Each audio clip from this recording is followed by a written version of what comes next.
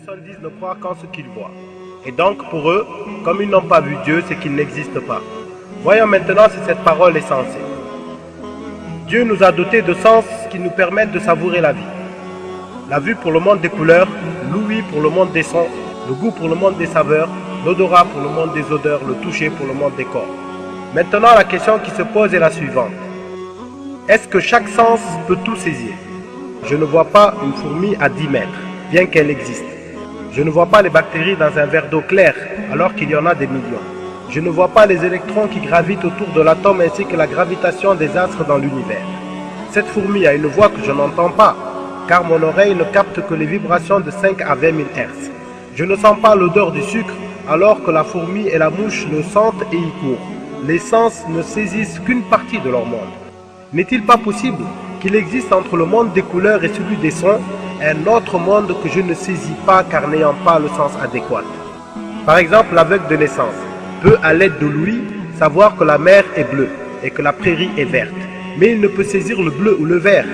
Le sourd peut apprendre les notes musicales, mais il ne peut en saisir la réalité. L'aveugle a-t-il le droit de nier l'existence de la couleur verte et le sourd la réalité de la musique puisqu'ils ne les saisissent pas? Une pièce par exemple. Une pièce t'apparaît totalement calme alors qu'elle contient toutes les chansons et les bruits qu'émettent aujourd'hui toutes les stations de radio. Tu ne les sens pas, car ce n'est pas une couleur que tes yeux voient, ni un son que tes oreilles entendent. C'est une vibration d'un autre type qui contient un son que ton oreille ne saisit pas, mais une radio peut te les rendre audibles.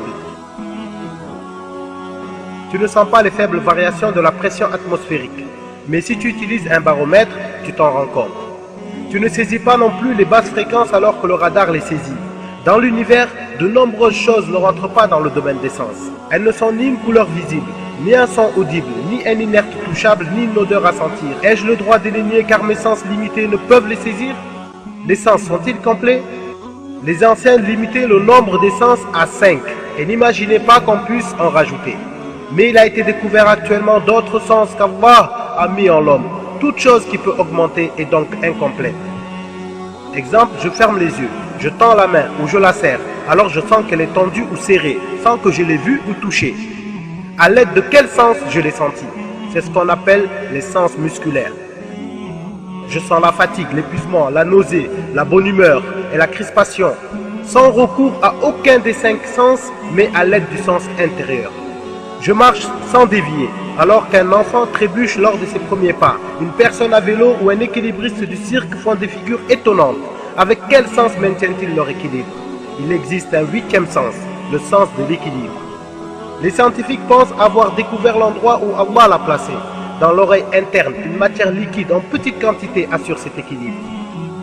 Lors d'une expérience, ils ont enlevé un lapin qui s'est mis à marcher comme s'il était ivre. Cela nous montre que nous n'avons pas le droit de nier l'existence de certaines choses pour la seule raison que nous ne les saisissons pas avec nos sens. Pour ce qui concerne Allah, on est exactement dans le même cas.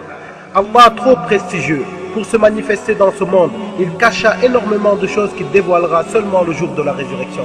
Ce n'est pas parce qu'il nous cache certains mystères de la vie que nous avons le droit de les nier et que nos capacités limitées ne nous permettent pas de les voir, entendre ou sentir que cela signifie qu'elles n'ont aucune existence.